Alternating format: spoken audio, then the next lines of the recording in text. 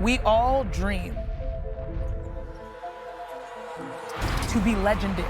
She is unconscious right now! To seize the moment. The biggest shot in Liberty history! That's just an unbelievable shot. To stand on top. WNBA champions! Hell yeah! We all dream to be next. Welcome to NBA Today, but on this fine Friday, we start in the W because the playoff picture, it is set, and the regular season award ballots, they have been cast. 2 games on the final night of the regular season on Thursday. Final cases for the MVP were made. The standings, they were decided as well. So we begin with the Valkyries in Minnesota taking on Napheesa Collier and the Lynx in this one. Napheesa entered Thursday shooting 39.2% from 3, just shy of that 50-40-90 club, but in the first quarter here tied at 6. Courtney Williams to Collier. She knocks down the 3. And then next possession, Collier grabs that loose ball, knocks down the 3. Collier hits back-to-back 3s in the first quarter to push her season average to 40.2. Ramona Shelburne looking good so far. And then Bridget Carlton finds Collier open 3. She hits that one too. She would shoot 3 of 4 from 3, boosting her percentage to 40.3% on the season. Collier is now the second WNBA player to qualify with that 50-40-90 shooting split. And the Lynx, they go on to get the win in this one. And then the other game of the night, I pulled up to this one, A'ja Wilson and the Aces, they went streaking all through Los Angeles here, Ramona. This one got ugly pretty quickly. We're going to pick it up in the third quarter. The Aces up 55-38. Chelsea Gray, Goodness, that vision, that pass. finds A'ja Wilson. Your rotator cuff like that. Jeez. Going ahead to the fourth quarter now. Just over 3 minutes to go. Aces up big. Wilson, not to be outdone, drains the 3 from the wing. Oh, yeah, she does that, too. Breaking the WNBA record, 20 made 3s in the game. Aces go up 93-66. And then it's Jackie Young who hits another one. The Aces, they finished with 22 made 3-pointers. That is the most in a regular season game in WNBA history. So that all brings us to this. This is the playoff picture and how it shapes up with the Aces nabbing that 2 seed and a matchup, a tough one, against the Seattle Storm. You got the 4-5 game, the Mercury and the Liberty. They are set up to square off in a really juicy first-round matchup here. So it is finally time for the 2025 WNBA Playoffs. Well, we still got a couple of days. They'll start on Sunday officially. We have that slate for you right here on the ESPN family and networks. Just a quick refresher, the best of 3 first round. It is a 1-1-1 format, the higher seed hosting game 1, and then if necessary, a game 3 as well. The semis is the best of 5, 2-2-1 setup, and then that championship series, it has been extended to a best of 7 series that is new this season. But let's hold our horses. Yeah. We'll start with the first round here, and we're just going to run through some of these matchups. Does that sound good to you, Ramona? Yeah. Let's do it with our Malika McNutt as well, because the top-seeded Lynx, they take on the Valkyries. There is a head-to-head this season. When we take a look at it, the Lynx, they won all 4 regular season meetings, Monica, including last night's game that pushed the Valkyries into this matchup. So, Ms. Monica, what are you going to be watching most closely in this one? It seems like this is the matchup the Lynx wanted. Yeah, and I think the Valkyries understand the position that they are in. This has been the #1 seed all season long, but they are about how deeply can we dig. Quite frankly, that is a group that leaned into the chip being on their shoulder. A lot of those players had been fringe in terms of their previous WNBA assignments before getting the opportunity with the Valkyries. And so for them, they're heavily predicated on defense. When you look at what Natalie Nakase has done and brought over from the Aces. Now, it is a tall task to defend the likes of Napheesa Collier, McBride, Courtney Williams. But I think on the other side, when you look at the Lynx, Cheryl Reeve is all about precision late in the postseason. And we saw her pull some of her starters in games that still weren't quite decided down the stretch of the regular season. She wasn't tipping her hand at all in terms of the postseason. All right, so that's going to be the first season matchup between the first round matchup rather between the 1 and the 8 seed. So let's take a look now at the 2-7 matchup. That is going to be between the Aces and the Storm here. So these teams, they split their 4 head-to-head meetings, but 3 of them, they came earlier in the year. That's before the Aces found their groove and reeled off that 16-game winning streak to end the season.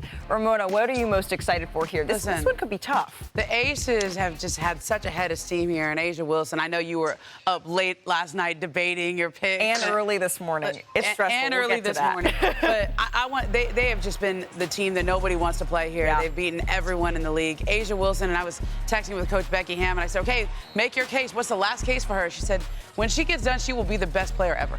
When she gets done, she will be the best player ever. So let's not hold back on Flowers, okay, in terms of Defensive Player of the Year, MVP, just the way that they have been playing. But I think in this one, I'm interested to see how Jewel Lloyd plays. She embraced that reserve role, and this is playing against her former team. Hasn't been that great against them in the matchups this year. And here we go, revenge. I think that's interesting, Ramona, because we talked a lot about the Brittany Sykes trade from the Mystics to Seattle late in the season. But could this be an opportunity where you put the tenacity defensively of a Sykes and a Gabby Williams together, and then you've got the physical and presence inside of Nneka Ogwumike, Dominique Malonga, Ezzy Magwar if you need? Like, could Seattle sort of figure out a formula that could puzzle the Aces? Right. I'm curious to see how that goes. It feels like right now, though, the Aces have all the momentum in the world. Yes. As much as you don't want to face the Minnesota Lynx, who've been dominant all year long, I don't know that there's a hotter team in the league right now than the Aces. So let's go to the 3-6 next. We got a lot of matchups to get to, if that's okay. The Fever and the Dream, right? They split their season series. 3 of those 4 games, they came before mid-June.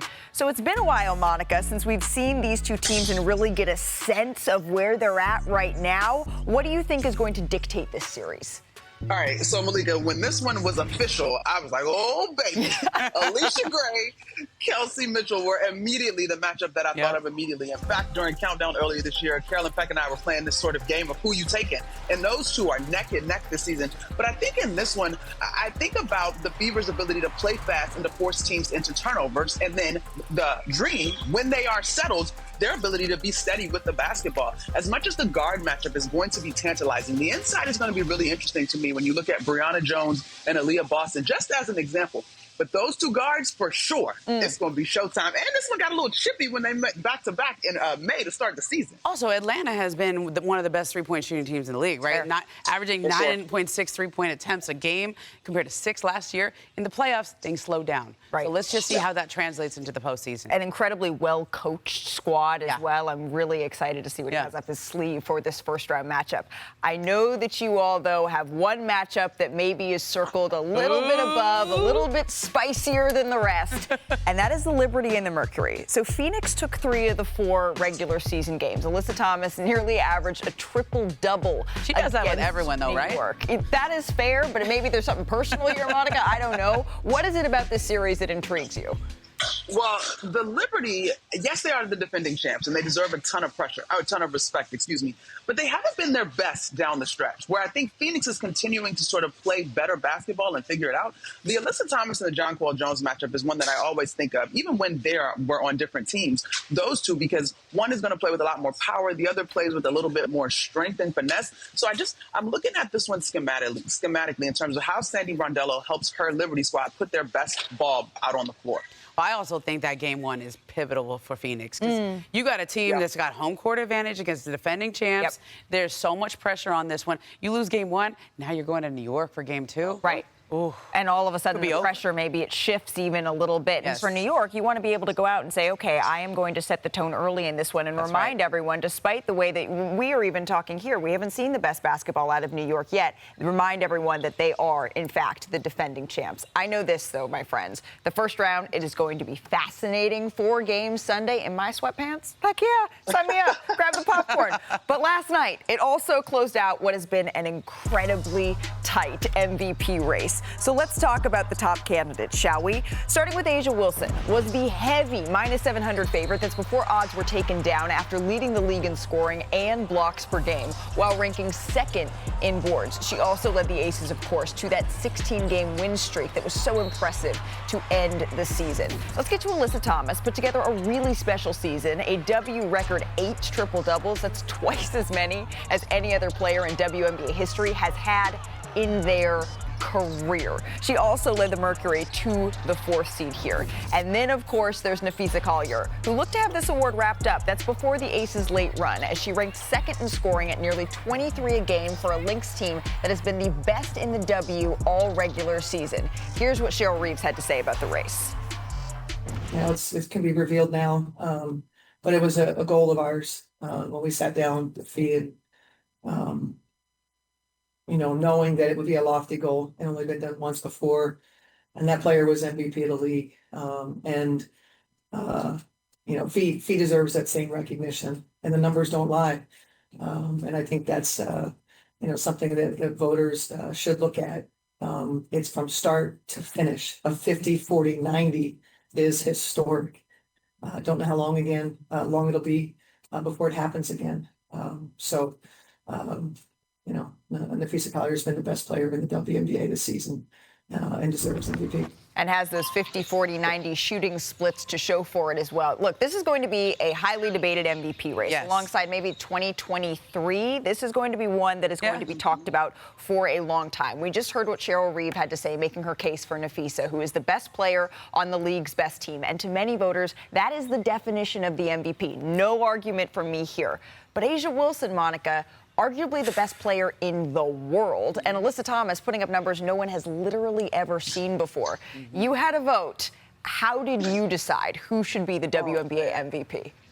I was tormented until 11:59 when things were due. But I think for me, I meant to, first of all, I went to games played, which I think, unfortunately, Fee missed 11 games this year. And that was detrimental, I think, in this race. But then I sort of do this calculus about if you were to switch these players from different teams. And I think the closest is Fee to A'ja in terms of what it might look like.